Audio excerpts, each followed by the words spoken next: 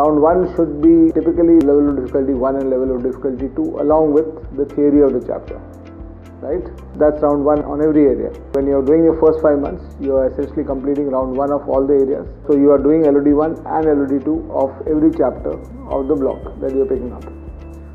Now when you solve LOD 1 and 2, as I mentioned earlier, some questions will not get solved. The number of questions you have seen and the number of questions you have done, there will be a gap between these two.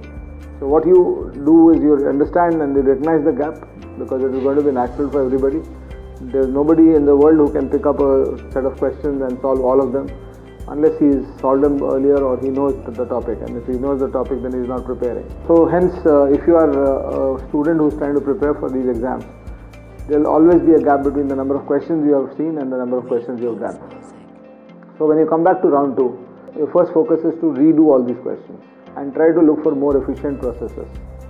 Now, इसमें क्या होगा? When you look at those questions that you have done, you will see two things.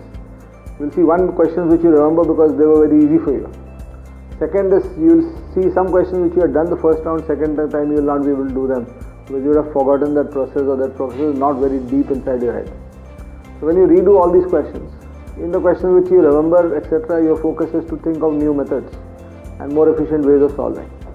But questions which you don't remember so well or not so confident of taking through, even though you've done them the first time, you'd spend a little bit of time and allow that process to seep in and make sure that process is natural for you so that you can do it every time from next time onwards.